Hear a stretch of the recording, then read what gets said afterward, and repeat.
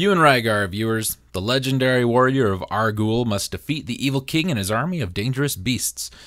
With powers and weapons from the Indora war gods, you go into battle with Rygar. It's up to you. The enemies are strong, the terrain treacherous, and the challenge is difficult.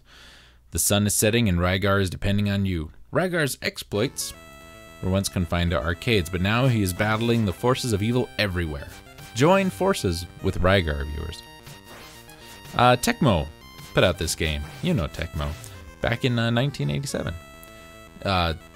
Started as an arcade release in Japan known as Argus no Senshi. It's a scrolling platform game where we assume the role of the legendary warrior, battling through a hostile landscape. The main feature of gameplay is using a weapon called the disc armor, a shield with a long chain attached to it. The arcade game begins with the following introduction, which does not appear in the NES version. 4.5 billion years have passed since Earth's creation.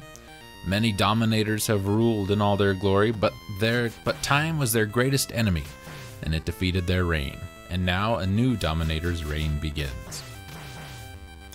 Information gleaned from the console manuals reveal that the evil being Rygar has taken over the land of Argool, and Rygar, a dead warrior who has risen from his grave, must use his disc armor along with a variety of other weapons to stop him.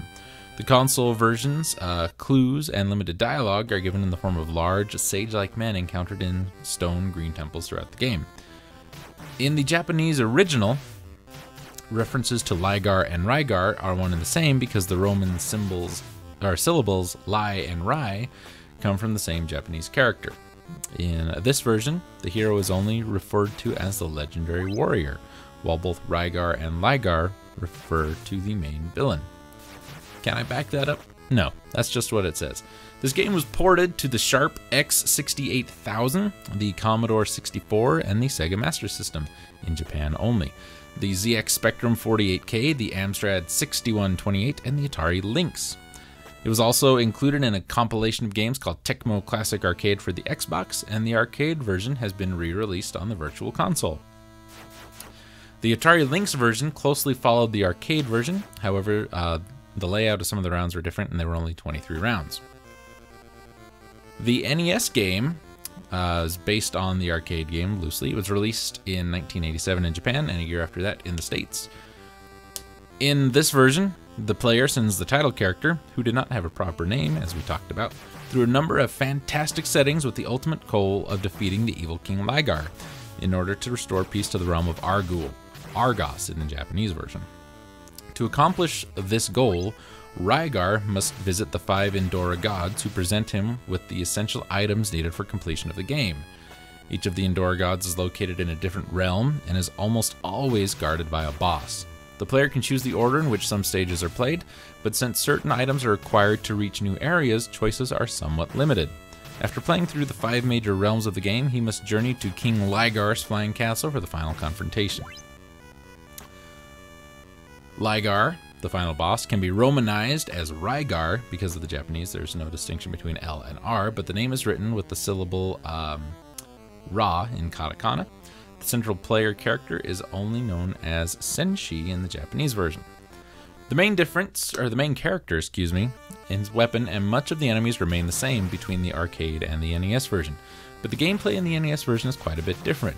Obviously, a more open-world exploration type game isn't going to work as well in arcade, so the arcade is more of a standard side-scrolling action title. The NES version opened the world up, made it a more open-ended action-adventure game similar to Metroid, which was also released at the time. At the beginning of the game, Rygar has access to some of the world, but as the game progresses, new areas open up as a result of finding items such as the grappling hook, crossbow, and wind pulley, which let him cross previously impossible obstacles.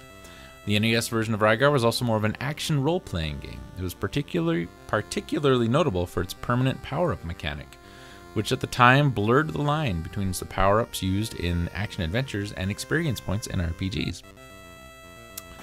The PAL version of the game reportedly contained a computer error, by the way, which prevented players from beating the final boss. This is a game my uncle had. I've mentioned him several times in this little series, and it was a fun game. I still enjoy it. So, you know, it's fun. If it is very Metroidy, and I enjoy that. It's just a fun, enjoyable game. And you like Metroid? Try it. Like Ninja Gaiden? Try it. It's a little glitchy, not gonna lie to you, but it's still a pretty fun game.